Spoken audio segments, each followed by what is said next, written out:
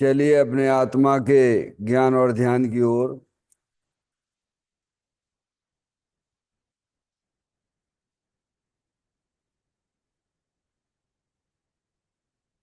अपने वर्तमान ज्ञान की पर्याय को सम्यक भेद ज्ञान पूर्वक शरीर शरीर से भिन्न जितने भी चेतन अचेतन पदार्थ हैं उनका मुझ भगवान आत्मा के साथ में किसी भी प्रकार का कोई संबंध नहीं है। इस प्रकार समस्त पर पदार्थों में अपने संबंध की वृत्ति को छोड़ते हुए अंदर में जो अखंड ज्ञान ज्योति स्वरूप भगवान आत्मा है उसमें ही वर्तमान पर्याय का संबंध जोड़ते हुए कि मेरा यह भगवान आत्मा सदा काल शरीर आदि पर पदार्थों से भिन्न एकमात्र अखंड ज्ञान ज्योति स्वरूप है। ऐसा अपने आप को जानो और ऐसा ही अनुभव करो कि वर्तमान में ही मेरा यह भगवान आत्मा शरीर आदि पर पदार्थों से भिन्न एकमात्र अखंड ज्ञान ज्योति स्वरूप ही है।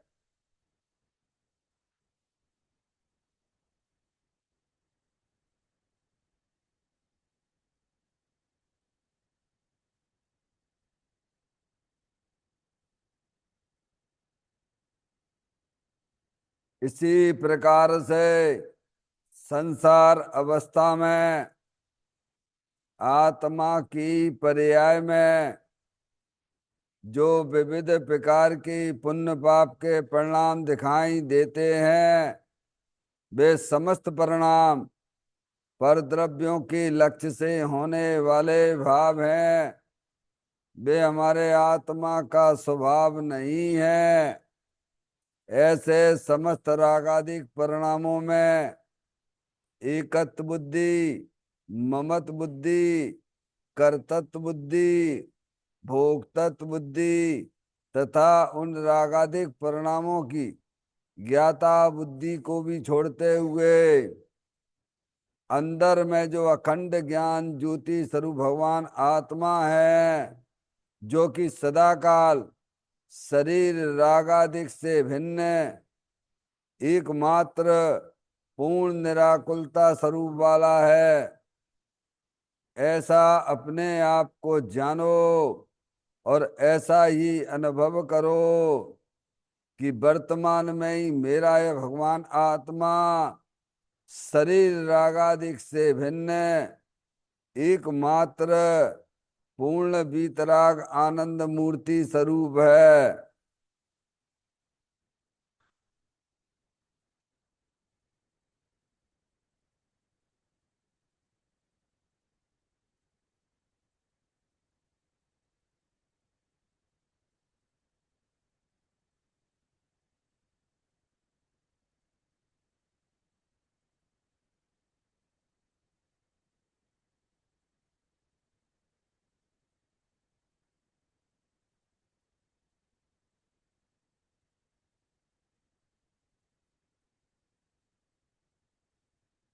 इसी प्रकार से संसार अवस्था में आत्मा के पर्याय में जो पर के लक्ष्य से होने वाला ज्ञान है वह परलक्षी ज्ञान भी हमारे आत्मा का स्वभाव नहीं है। वह तो इंद्रिय जनित ज्ञान है। इस प्रकार शरीर रागादिक और परलक्षी ज्ञान की पर्यायों से भी भिन्न मैं तो एकमात्र अखंड ज्ञान ज्योति स्वरूप भगवान आत्मा हूँ।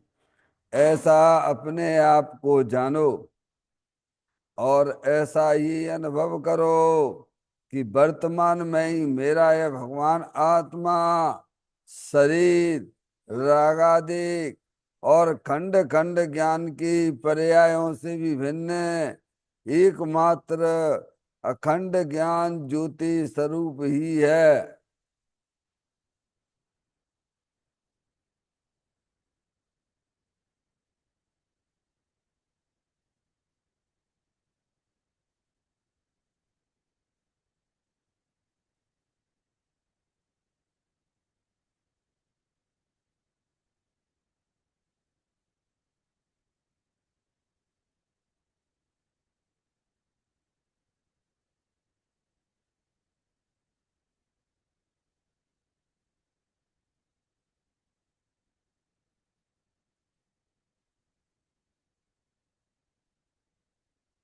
द्रव कर्म भाव कर्म नौ कर्म रहित शुद्धात्म स्वरूपो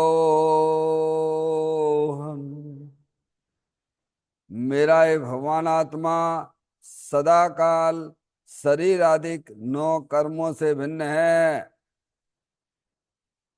मेरा ये भगवान आत्मा सदा काल ज्ञानावरणादि आठ कर्मों से भी भिन्न है। मेरा ये भगवान आत्मा सदा काल मोह रागद्वेष भाव कर्मों से भी भिन्न है। इस प्रकार द्रव कर्म भाव कर्म नो कर्म तीनों कर्मों से रहित मैं तो एकमात्र पूर्ण निराकुलता स्वरूप भगवान आत्मा हूँ, ऐसा अपने आप को जानो और ऐसा ही अनुभव करो कि वर्तमान में ही मेरा ये भगवान आत्मा तीनों प्रकार के कर्मों से रहित एकमात्र परम पवित्र शुद्धात्म स्वरूप है।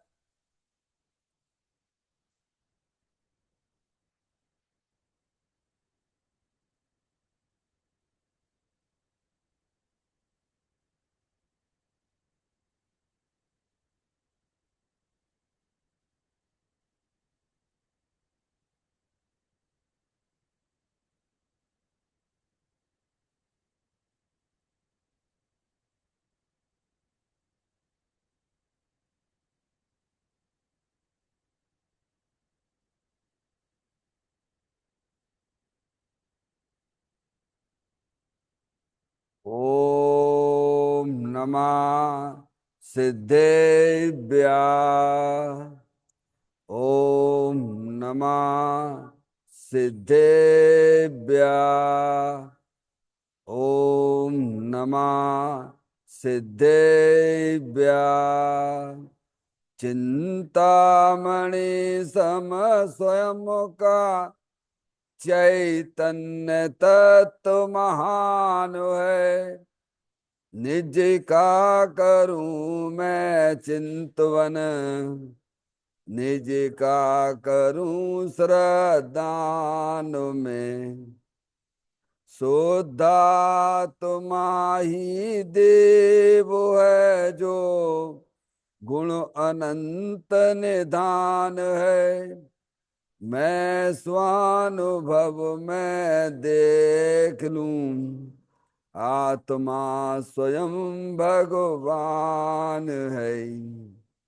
मैं स्वानुभव में देख लूं आत्मा स्वयं भगवान है। लिम्मण जान परिठिया कम कलंकिड़वी अपाल दऊ जैन परूं ते परम बेबी। सब कर्म मल्लिका नाश करवरु प्राप्त कर निजो आत्मा। जो लीन निर्मल ध्यान में नम कर निकल परमात्मा। सब नाश कर घन गाति अरवरे अंत पद को पालिया। कर नमन उन जिन देव को यह काव्य पथ अपना लिया।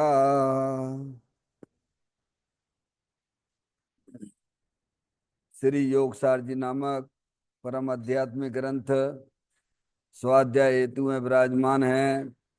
आज से 1400 वर्ष पहले इस महान पवित्र ग्रंथ की रचना दिगंबर संत योगेंद्र महाराज जी हुए हैं। उन्होंने इस महान पवित्र ग्रंथ की रचना की और उन्होंने इस ग्रंथ का नाम योग सार जी रखा। योग सार जी का सीधा सा अर्थ है मुक्ति के मार्ग में। योग का मतलब जोड़ होता है, किसका किसके साथ में जोड़ करना। तो अरिहंत परमात्मा कहते हैं कि अपनी वर्तमान शुद्ध ज्ञान की पर्याय का अंदर में जो अपना त्रिकालिक ध्रुव भगवान आत्मा, जो कि सदाकाल द्रव्य कर्म भाव कर्म नौ कर्म से रहित एकमात्र अखंड ज्ञान ज्योति स्वरूप है, ऐसे ज्ञायक प्रभु परमात्मा में अपनी वर्तमान शुद्ध ज्ञान की पर्याय का संबंध जोड़ने का नाम योग है, जिसे शास्त्रीय भाषा में सम्यक दर्शन सम्यक ज्ञान भी कहते हैं। और उस चेतन भगवान आत्मा में ही अपनी वर्तमान पर्याय को मग्न कराना, लीन करना, स्थिर करना, उसे सार कहते हैं, यानी सम्यक चारित्र कहते हैं। तो योग सार क्या हो गया? सम्यक दर्शन, सम्यक ज्ञान, सम्यक चारित्र वाली निर्मल पर्याय, पवित्र पर्याय, जो अपने आत्मा के आश्रय से प्रकट होती है, इसे यहाँ योग सार कहते हैं। और इसे ही भगवान अरिहंत परमात्मा धर्म कहते हैं। देखिएगा, योग सार ग्रंथ के माध्यम से हम और आप यहाँ पर 62वें नंबर की गाथा का स्वाध्याय चल रहा है, जिसमें आत्म अनुभव का फल केवल ज्ञान और अविनाशी सुख है। तो आत्म अनुभव का मतलब क्या होता है? जो जीव अपने आप को आत्मा जानते हैं, आत्मा मानते हैं और अपनी पर्याय को अपने चेतन भगवान आत्मा में लीन करते हैं, उसे आत्म अनुभव कहते हैं। और उसका फल क्या बताया? केवल ज्ञान, यानी आत्मा पर्याय में परमात्मा हो जाता है और वह परमात्म दशा अनंत काल तक उस आत्मा के साथ में रहेगी। गाथा का पाठ करते हैं। अपनत्य आत्म में रहे तो कौन सा फल ना मिले, बस हो य केवल ज्ञान एवं अख्य आनंद परिणमे। देखिएगा, कुछ पॉइंटों पर इस पे विचार कर रहे हैं।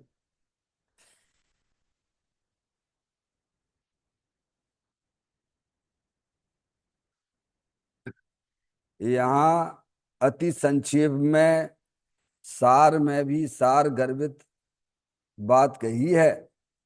भगवान आत्मा अर्थात निज परमात्मा की ओर दृष्टि करके पर्याय में उसका अनुभव करते ही कौन से फल प्राप्त नहीं होते हैं, अर्थात सर्वी फल प्राप्त होते हैं।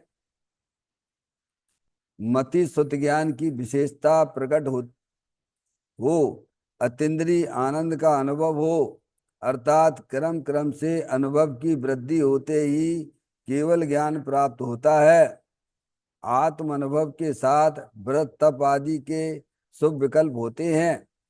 केवल ज्ञान शुभ विकल्प होते हैं, उनका ज्ञान कराया है, किंतु वे मोक्ष मार्ग नहीं। स्वभाव का साधन तो स्वभाव ही है। सर्वग वीतराग स्वरूप आत्मा वीतरागी पर्याय द्वारा ही ज्ञात हो सकता है। क्या करे इसमें? यहाँ अति संक्षेप में सार में भी सार गर्भित बात कही है। यहाँ यानी इस गाथा में क्या कहा है? अति संक्षेप में। क्या अति संक्षेप में कही है? कि अपने चेतन भगवान आत्मा को जानो, उसमें अपनापन करो, तो आपकी पर्याय में अनंत दर्शन, अनंत ज्ञान, अनंत सुख, अनंत वीर जैसी परिपूर्ण निर्मल पर्याय प्रकट हो जाएगी। अपना जो चेतन भगवान आत्मा है, जो कि सदाकाल शरीर से भिन्न है, रागादिक परिणतियों से भिन्न है, ऐसे भगवान आत्मा को जानने से आत्मा पर्याय में परमात्मा हो जाता है। समझ में आया भैया? अति संक्षेप में कहा है, थोड़ा लिखा बहुत समझना। ऐसा लिखते थे नहीं पहले पोस्ट कार्ड वगैरह में अपन लोग। थोड़ा लिखा बहुत समझना। और इस ग्रंथ में भी, इस गाथा में भी यही लिखा है। देखो भैया, अपना आत्म कल्याण करना हो तो सबसे पहले आप अपनी आत्मा को जान लो। क्या है? अपनी आत्मा को जानकर उसमें अपनी परिणति को लीन करोगे तो अवश्य आप पर्याय में परमात्मा हो जाओगे। ये सारे संकट आपके दूर हो जाएंगे। जो 4 गति 84 लाख योनियों के संकट हैं, वे सब कैसे दूर होंगे? तो कहते तुम केवल अपनी आत्मा को जान लो, आत्मा को अनुभव करो, तो तुम्हारा सब संकट दूर हो जाएगा। देखो, इसमें ये नहीं कहा गया है, इसमें ये बात नहीं आई है इस गाथा में कि बाहिर्मुख होके भगवान की पूजा भक्ति करते रहो तो तुम्हारा कल्याण होगा। क्या है? समझ में आई भाई धर्म की परिभाषा? क्या लिखा है कि तुम अपने चेतन भगवान आत्मा का अनुभव करोगे तो तुम पर्याय में परमात्मा हो जाओगे, और तुम्हारी पर्याय में अनंत सुख की प्राप्ति भी होगी। और वह सुख आपके आत्मा के साथ अनंत काल तक रहेगा, सदा काल के लिए रहेगा। देखिए, अपन सब आत्मा हैं, समझ में आया? जानने देखने वाली चैतन्य रूपी आत्म वस्तु हैं, लेकिन हमने कभी अपने आत्मा का परिचय नहीं किया। और परिचय नहीं किया तो उसकी प्रीति भी नहीं है हमारे पास में। क्या कह रहे हैं? अनादि काल से हम सब भूले हुए हैं, शरीर को ही अपना जानते हैं, अपना मानते हैं। समझ में आएगी नहीं? चैतन्य आत्म वस्तु तो अरूपी है, अमूर्तिक प्रदेशों का पुंज, प्रसिद्ध ज्ञानादि गुणों का धारी, ऐसी अनादि निरंतर वस्तु आत्म वस्तु है। लेकिन अज्ञानता में हम अपने आप को शरीर जार वाला देख रहे हैं कि मैं लड़का हूं, मैं लड़की हूं। तो भगवान कहते नहीं, तुम लड़का लड़की नहीं हो, तुम तो जानने देखने वाली चेतन रूपी आत्म वस्तु हो। समझ में आए नहीं? तो ये बात यहाँ पर आई है। क्या बात आई है इस गाथा में? कि अपने आत्मा को जानने से तुम्हारे सब काम हो जाएंगे, क्योंकि अनादि काल से हम सुखी होने के लिए बहिर्मुख होकर प्रयत्न कर रहे हैं। क्या संयोग को इकट्ठा करो तो सुखी हो जाएंगे। डॉक्टर साहब, सर्दी लग रही है तो क्या करना, हीटर जला लो भैया, सुखी हो जाएंगे। भूख लग रही है तो क्या करें, बढ़िया बढ़िया व्यंजन खा लो तो सुखी हो जाएंगे। हमारा आपका क्या प्रयास चल रहा है? ये कब से चल रहा है? एकमात्र सुखी होने के लिए हम बहिर्मुख होकर अपनी दुख रूपी पर्याय को दूर करना चाहते हैं। समझ में आई भैया? लेकिन भगवान कहते हैं कि जो तुम्हारी आत्मा की पर्याय में जो दुख वाली टेंशन वाली पर्याय है, वो बहिर्मुखता से दूर नहीं होगी। समझ आप तो अपनी शुद्ध ज्ञान की पर्याय में भेद ज्ञान की ज्योति जलाओ। कैसी भेद ज्ञान की ज्योति जलाओ? कि शरीर जो है अनंत पुद्गल परमाणुओं का पिंड है, अंदर जो एक कर्मों की रचना है वह भी अनंत पुद्गल परमाणुओं की कार्बन वर्गणाएं हैं वे। और जो विविध प्रकार की इच्छाएं रागादिक परिणतियां जो देखी जा रही हैं, वह भी अज्ञान दशा है, पर द्रव्य का लक्ष्य करके उत्पन्न होती हैं। वह भी कोई स्थायी चीज नहीं है। स्थायी तो अपना चेतनेश्वर भगवान आत्मा है। क्या भगवान? थोड़ा विचार करो भैया, है मन मिला है तो अपने बारे में चिंतन करो, विचार करो। बीतरागी संत जो कह रहे ये बात ऐसे है कि नहीं है, हैं? अब आप बिल्कुल चिंतन नहीं करो, विचार भी नहीं करो। तो कल मैंने आपसे कहा था कि एक इंद्री से लेके असंगी पंचेंद्री तक, समझ में आया भैया? उनके पास में मन नहीं है क्योंकि वे विचार नहीं कर सकते हैं। लेकिन हैं तो वे सिद्ध भगवान जैसे। कैसे हैं? एक इंद्री से लेके असंगी पंचेंद्री तक सभी आत्माएं सिद्ध भगवान जैसी हैं, अनंत शक्तियों से भरेली हैं, लेकिन वे अपने आत्मा के बारे में विचार ही नहीं करते, सोच ही नहीं सकती हैं। समझ में आए? ऐसी दशा में हमारा आत्मा अनंत काल तक रहा। आज हमारे महान पुण्य के उदय से हमारी आत्मा को बताने वाले देव शास्त्र गुरु मिले। समझ में आए भैया? लेकिन तब भी अपने आत्मा के बारे में अगर विचार नहीं करते हैं, चिंतन नहीं करते हैं, जो हमारे अरिहंत परमात्मा ने हमें बताया है कि शरीर ये जड़ है। समझ में आया भैया? अंदर जो दुख रूपी पर्याय रागादिक परिणति वो आश्रव तत्व है। ये दोनों ही कर्माधीन हैं, इनसे हमारा कोई संबंध नहीं है।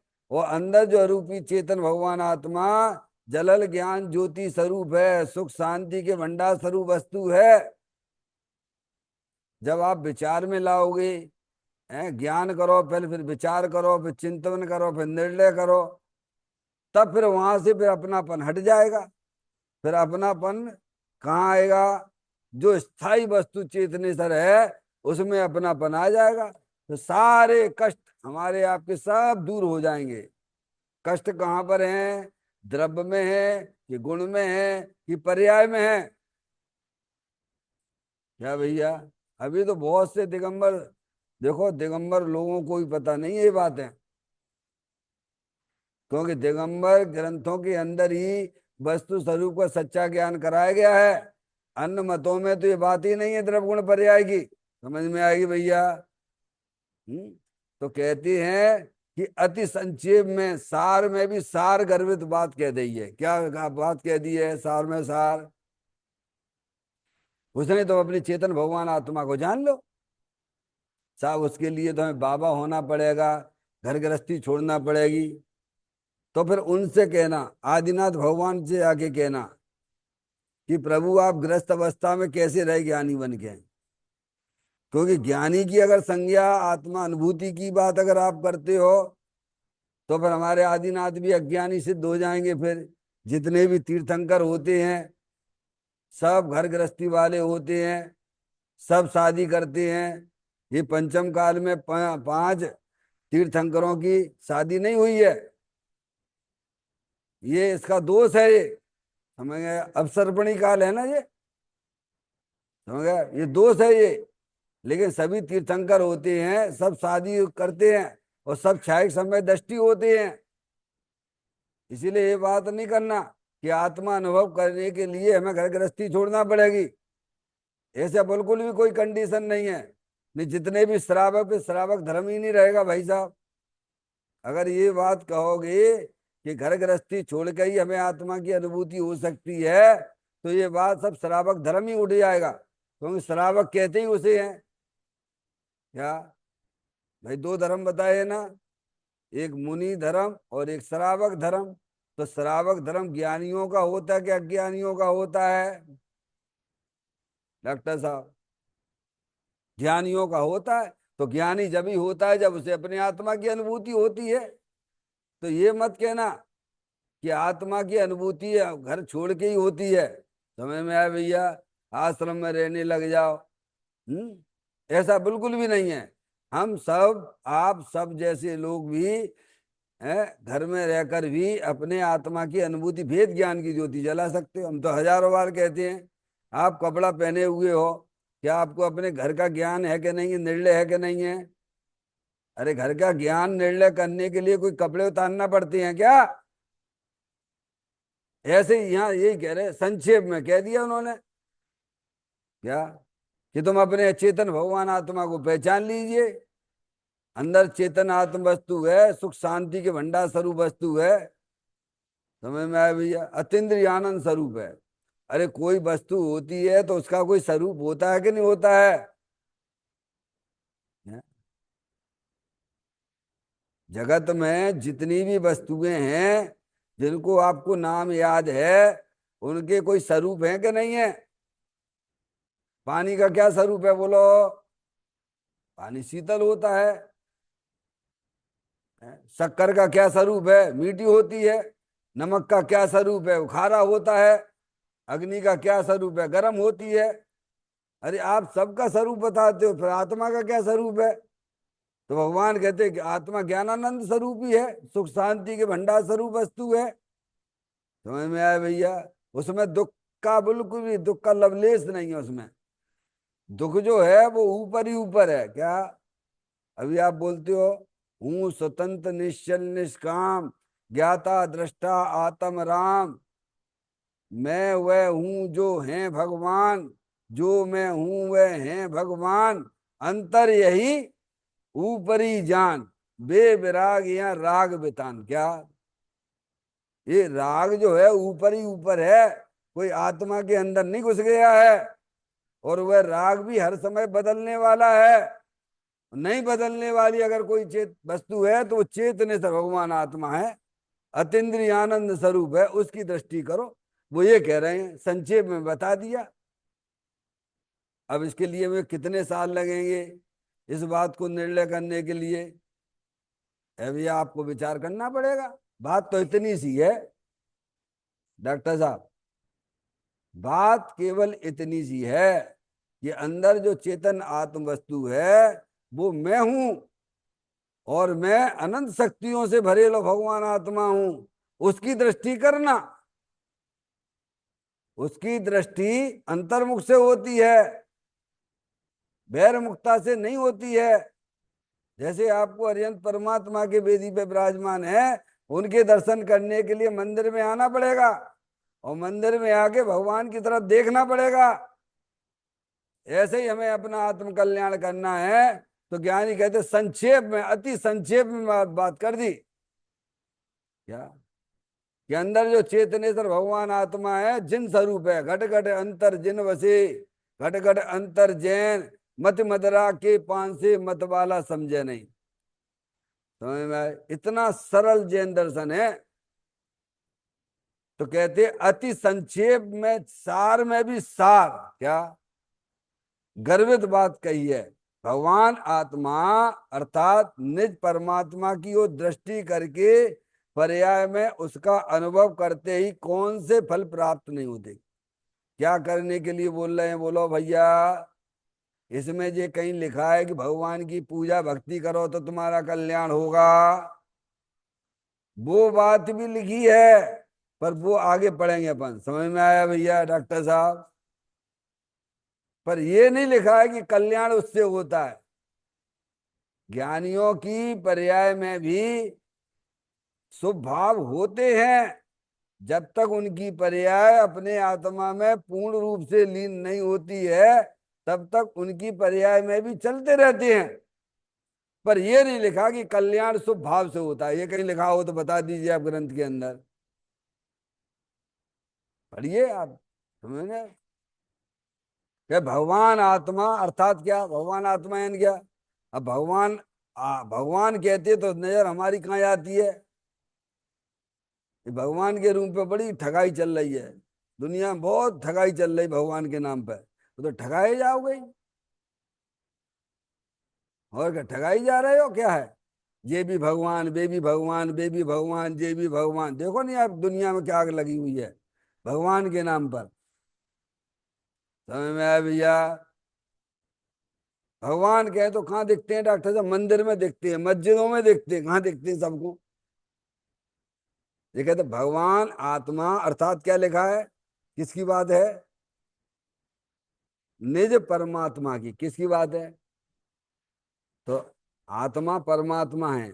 आत्म जो वस्तु है वो स्वभाव से ही परमात्मा है। कैसी है? अगर आत्मा स्वभाव से परमात्मा ना होता तो अरिहंत परमात्मा जिनकी अपन पूजा भक्ति करते हैं, क्या वे पर्याय में परमात्मा होते? क्या? हाँ? अगर शक्कर में मिठास ना होती तो क्या मिलती तुम्हें? क्या दूध में घी का अस्तित्व नहीं होता तो मिलता क्या? बताओ। हैं? समझ में आए भैया? प्रत्येक द्रव सर्वज्ञ शक्ति वाला है। कैसा है? परमात्म स्वरूप है। घट घट अंतर जिन बसे, घट घट अंतर जैन, मत मदरा के पान से मत वाला समझे नहीं। डॉक्टर साहब आत्म वस्तु है, परमात्म स्वरूप है। अब बात यह है कि जो परमात्म स्वरूप आत्म वस्तु है, अब हम उसे कैसे अपनी पर्याय में उन शक्तियों को व्यक्त करें, क्या करें, इतनी सी बात है बस। धर्म समझेगा, धर्म किसे कहते हैं? जो आत्म वस्तु परमात्म स्वरूप है, उन शक्तियों को अपनी पर्याय में व्यक्त करना, क्या करना। एक ही काम भगवान ने बताया, शास्त्र भी एक ही काम बता रहे हैं कि तुम अपनी चैतन्य आत्म वस्तु को पहचानो और उन शक्तियों को पहचान के पर्याय में व्यक्त करो। अब कैसे कर सकते हो? भगवान की पूजा भक्ति करके कर सकते तो भगवान की पूजा भक्ति करके करो। विषय भोगम मस्त रह के कर सकते तो विषय भोगम मस्त करके करो। लेकिन करने लायक तो काम एक ही है कि अपनी शक्तियों को पहचान के उन्हें व्यक्त करना। अब लड़का पढ़ता हो तो पढ़े और घूमता हो तो घूमता रहे, पर उसे तो उत्तीर्ण होना चाहिए। क्या है, पिताजी क्या कहेंगे बच्चे से कि बेटे तुम्हें जो करना हो करो, हमें तो तुम्हारा रिजल्ट चाहिए उत्तीर्ण वाला। अगर तुम पढ़ते पढ़ते कर सकते हो तो पढ़ते पढ़ते करो, और ऐसे घूमते घूमते कर सकते हो तो वैसे करो। बस काम तो हमें उत्तीर्ण वाला चाहिए, सीधी सी बात ये है। समझ में आ गई भैया? हैं डॉक्टर साहब? अब काम ये करना है बस। क्या काम करना है? कि अपनी आत्म शक्ति को पहचान कर उन्हें पर्याय में व्यक्त करना। क्या करना? अब कैसे कर सकते हो? आप तिकड़म लगाइए। आप पैसा कमाने की कैसी तिकड़म लगाते हो आप?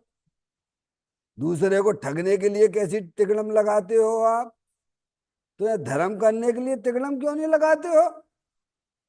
तिकड़म समझते हो मन वचन काय की प्रवृत्ति। आप जो है दूसरों को ठगने के लिए करते हो कि नहीं करते हो? पैसा कमाने के लिए करते हो कि नहीं करते हो? तो यहाँ भी तिकड़म लगाइए ना कि हम अपनी शक्तियों को कैसे पर्याय में व्यक्त कर लें। काम एक आत्मार्थी को दूजो नहीं मन रोग। तो कहते हैं निज परमात्मा की ओर दृष्टि करके। अब क्या बात कर रही? अब ये कब करोगे भगवान? डॉक्टर साहब समय तो जा रहे हैं हमारे तुम्हारे मनुष्य पर्याय के, जा रहे हैं कि नहीं जा रहे हैं? तो अपने आत्मा की दृष्टि करोगे तो उन शक्तियों की व्यक्तता हो जाएगी। क्या हो जाएगी? अरे कोई चीज है उस पर ध्यान दोगे तो काम होगा कि नहीं होगा, बोलो भैया। और ध्यान नहीं दोगे तो क्या होगा? जैसी पड़ी वैसी पड़ी रहेगी। अनादिकाल से हमने चेतन आत्म वस्तु को कभी हमने पहचाना ही नहीं। जब पहचान ही नहीं गई तो उसकी दृष्टि भी कैसे करोगे? अब हमारे महान पुण्य की वजह से आचार्य भगवंत कह रहे हैं कि तुम तो चेतनेश्वर भगवान आत्मा हो, तुम शरीर नहीं हो, लड़का लड़की नहीं हो। क्या भगवान? और फिर हम भी तो नहीं, हम तो सब लड़के ही लड़का लड़की। मर जाओगे, 4 गति 84 लाख के डंडे पड़ेंगे। समझ में आया भैया?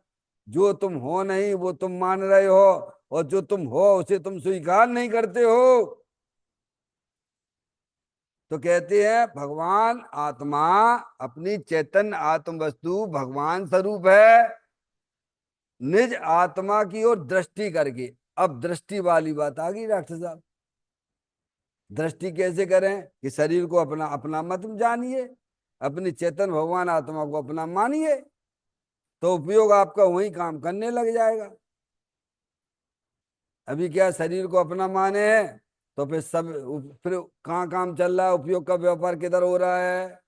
बहिर्मुख हो रहा है। पहले विकल्प में ये बात तो निर्णय करो कि अंदर चेतन भगवान आत्मा अनंत शक्तियों से भरेली है, वो ही मैं हूं। मुझे सुखी होने के लिए किसी पर पदार्थ के पास नहीं जाना है। बिन याचे बिन चिंत ये धर्म सकल सुख देन। क्या? तो कहते हैं निज परमात्मा की ओर दृष्टि करके। अब देखिए आप डॉक्टर साहब, पर्याय में उसका अनुभव करते ही कौन से फल प्राप्त नहीं होते? लो सभी हो गए तुम। ये बैर मुक्ता क्यों बनी हुई है हमारी? क्योंकि हम सुख शांति के लिए बैरमुख होके उनका प्रयास कर रहे हैं। समझ में आया भैया? आज हमें ज्ञान हुआ कि मेरी चेतन आत्म वस्तु सुख शांति के भंडार स्वरूप है।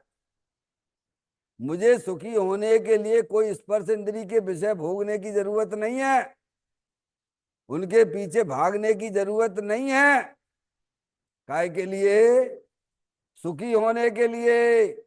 हाँ, दुखी होने के लिए तो कह सकते हैं डॉक्टर साहब, दुखी होना है तो पांच इंद्रिय के विषयों की तरफ भागिए, तो दुखी बने रहोगे, हो वो दुखी है क्या? सुखी होने के लिए कोई भी इंद्रिय के विषय की जरूरत नहीं है, क्योंकि सुख तो हमारे चेतन भगवान आत्मा में लबालब भरा हुआ है। समझ में आया भैया? ऐसा अपने शुद्ध ज्ञान की पर्याय में निर्णय करो। जब ज्ञान की पर्याय में निर्णय हो जाता है तब फिर उपयोग अंतर्मुख होके काम करने लगता है।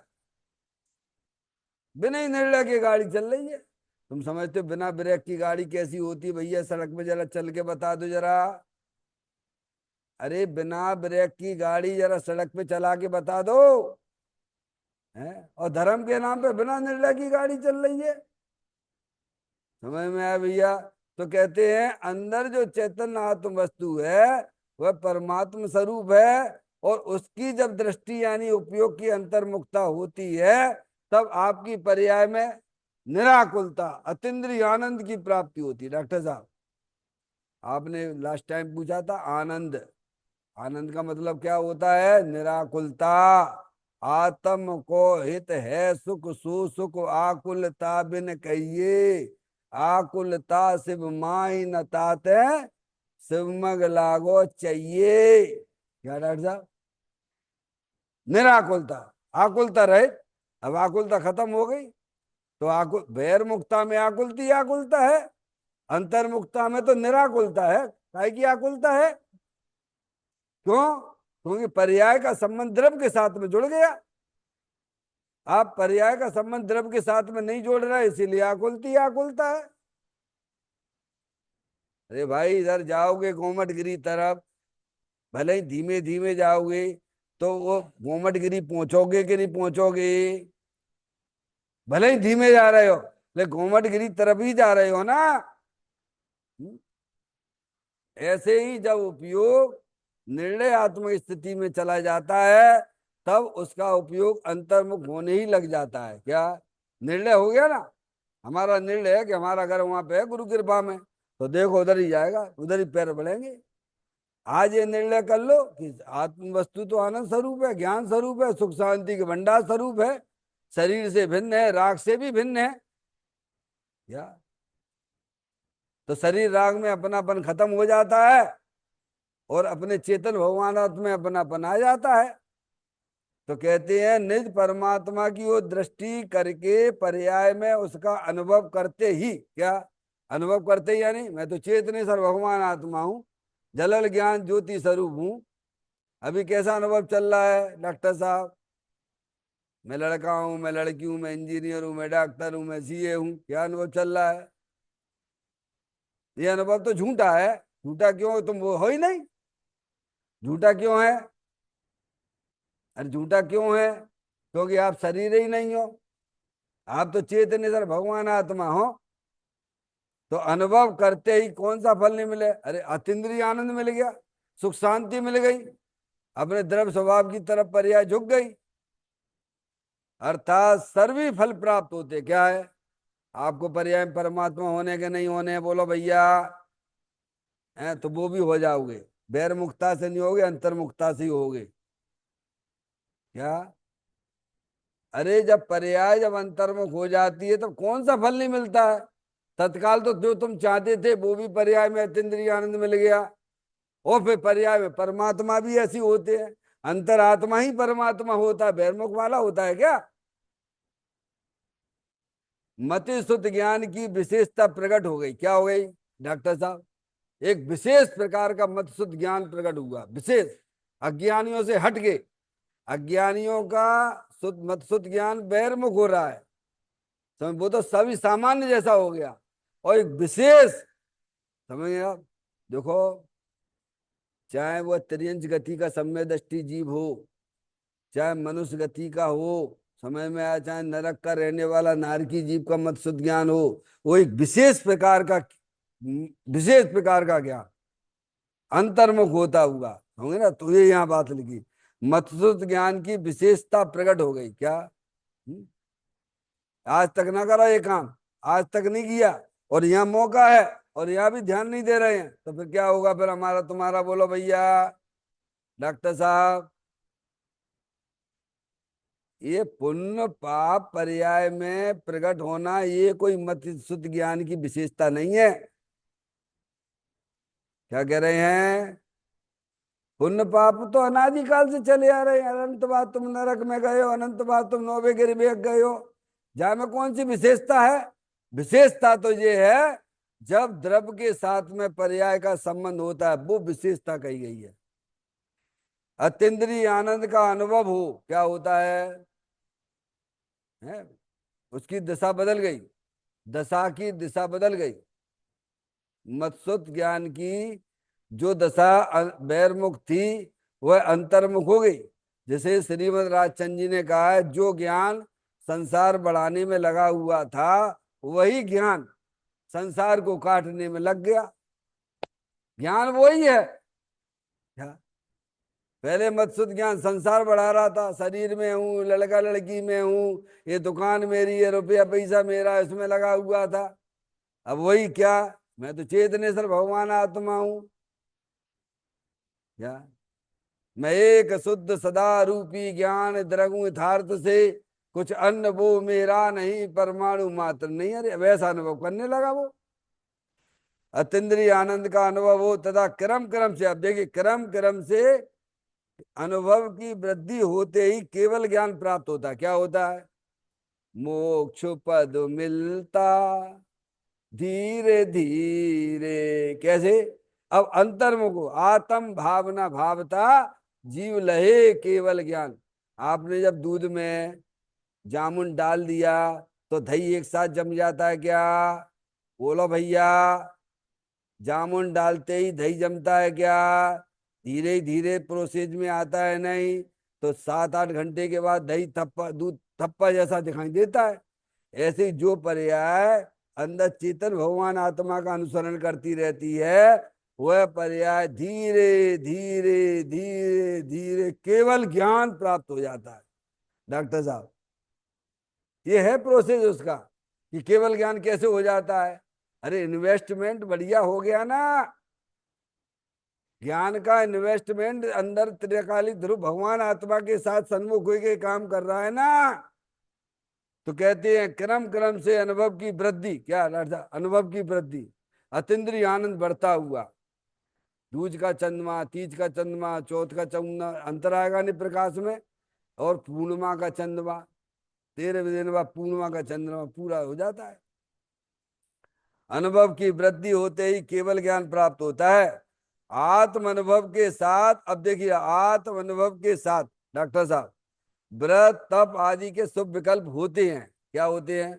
मैंने आपको कहा था ना, अगर आप अपने आत्मा की चिंतन की दिशा में भी चले जाओगे, तो आप ऑफिस में बैठे बैठे ऐसे भगवान की बैरमुख होके जो करते हैं ना, अष्ट तरफ से पूजा, उससे बढ़िया पूजा होगी तुम्हारी ऑफिस में बैठे बैठे, गारंटी से कह रहा हूं। समझ में आया? क्यों? कसाई की मंदता, अपने आप कसाई की मंदता का नाम ही तो पूजा, भगवान ने कहा है। पूजा किसे कहते हैं? आपके परिणामों में कसाय की मंदता हो गई, उसको भगवान पुण्य कहते हैं। आपके परिणामों में विषय कसाय की तीव्रता हुई, तो उसे पाप परिणाम कहते हैं। आत्मा के अनुभव के साथ व्रत तप आदि के शुभ विकल्प भी होते हैं ज्ञानियों को। जैसे जैसे बढ़ते गए तो अंदर राग कटता जाता है, तो उस प्रकार के व्रत आदि भी हो जाते हैं। समझ में आए भैया? अनुव्रत महाव्रत, लोग कहते नहीं गुरुदेव श्री सबोध का, कि प्रभु आप तो जो आप इतनी आत्मा ही बातें करते हो, आप मुनि क्यों नहीं हो जाते हो? तुम्हारे कहने आने से होते हैं मुनि क्या?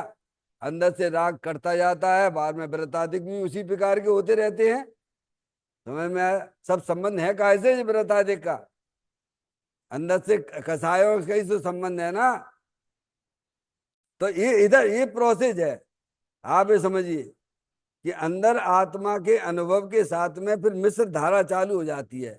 एक वीतराग रूप परिणति प्रकट होती है आत्मा के अनुभव में, और उसी समय राग धारा भी है। राग है ना डॉक्टर साहब, एक अनंतानुबंधी संबंधी राग होता है, एक अप्रत्याख्यान संबंधी राग होता है, एक प्रत्याख्यान संबंधी राग होता है, एक संजुलन संबंधी राग होता है। तुम्हें क्रोध भी 4 प्रकार का होता है डॉक्टर साहब, क्रोध, मान, माया, लोभ, हास, रति, अरति, शोक, भय, जुगुप्सा, स्त्री वेद, पुरुष वेद, नपुंसक वेद, ये सब कसाएं फिर पतली होती चली जाती। कैसे?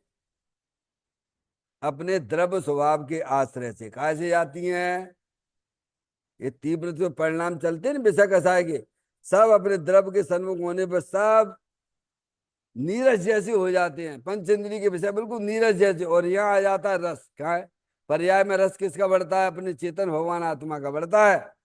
कहते आत्म अनुभव के साथ व्रतप आदि के शुभ विकल्प होते हैं, उनका ज्ञान कराया। क्या के लिए ज्ञान कराया है डॉक्टर साहब? ये सब होता है, इसका ज्ञान कराया है, करने के लिए नहीं कहा। होते हैं बात अलग है, करने के लिए तो एक ही बात कही है, करने के लिए काम एक ही है। यहाँ लगा पुरुषार्थ आप, वे तो होते हैं। अभी देखो अपन बैठे हैं स्वाध्याय कर रहे हैं, हैं नहीं तो फिर जाएगा शुभ में बैठे होते, क्या बैठे होते, टीवी चला रहे होते, वहां बैठे होते, डॉक्टर साहब क्लिनिक पे होते, तो अपने जो है नौकरों को डांटते फटकारते, कसाई की तीव्रता होती। यहाँ आ गए अपन सुन रहे हैं, समझ रहे हैं अपनी वस्तु स्वरूप का, समझ गया तो कसाई की मंदता हो गई। हमका चिंतवन करने से इतनी बढ़िया शक्तियां प्रकट होती भाई साहब। कहते हैं सब विकल्प होते हैं, उनका ज्ञान कराया, किंतु वे मोक्ष मार्ग नहीं है। क्या है? वो तो बैरमुख दशा है ना। समझ में आया भैया डॉक्टर साहब? वो मोक्ष मार्ग नहीं है। मोक्ष मार्ग तो अंतर से प्रकट होता है।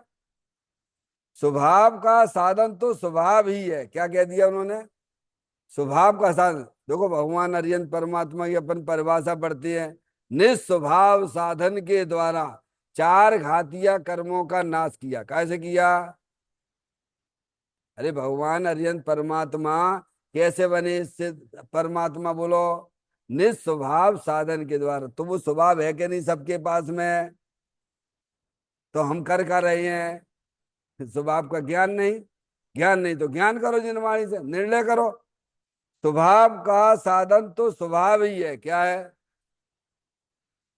सर्वग बीतराग स्वरूप आत्मा बीतरागी पर्याय द्वारा ही ज्ञात हो सकता है। डॉक्टर साहब अंतिम इसकी लाइन, सर्वग बीतराग स्वरूप आत्मा कैसा है? सबका आत्मा द्रव स्वभाव की बात की। क्या कहिए?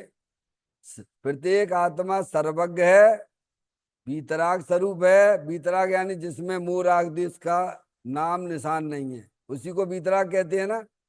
सर्वज्ञ स्वभावी है, बीतराग स्वरूप है आत्मा। बीतरागी पर्याय द्वारा ही ज्ञात हो सकता है। अब डॉक्टर साहब आप कहोगे हमारे पास बीतरागी पर्याय तो है नहीं है, क्या प्रश्न है हमारा? प्रश्न तो बनाना चाहिए ना भाई। अरे ये बनता है कि नहीं बनता है बोलो डॉक्टर साहब? सर्वज्ञ स्वभाव तो है, ये बात आपकी समझ में आती है, पर ये कह रहे बीतरागी पर्याय द्वारा ही ज्ञात हो सकता है। तो बीतरागी पर्याय तो हमारे पास है नहीं है, तो हम कैसे प्राप्त करें? तो बीतरागी पर्याय तो हमारे पास जब है ही नहीं है, तो फिर हम प्राप्त भी नहीं कर सकते। नहीं कोई बात नहीं, घबराइए मत, घबराइए मत। हमारे पास बीतरागी पर्याय नहीं है, ये बात सत्य है, लेकिन बीतरागी पर्याय प्रकट की जा सकती है। क्या भगवान कैसे करें प्रभु कि परद्रव्य को अपना जानना मानना छोड़ दीजिए, तो बीतरागी पर्याय प्रकट हो जाएगी। बात समझ में आ गई? बीतरागी पर्याय द्वारा ही बीतरागी स्वरूप प्राप्त किया जा सकता है। तो प्रभु कैसे प्राप्त करे कि पर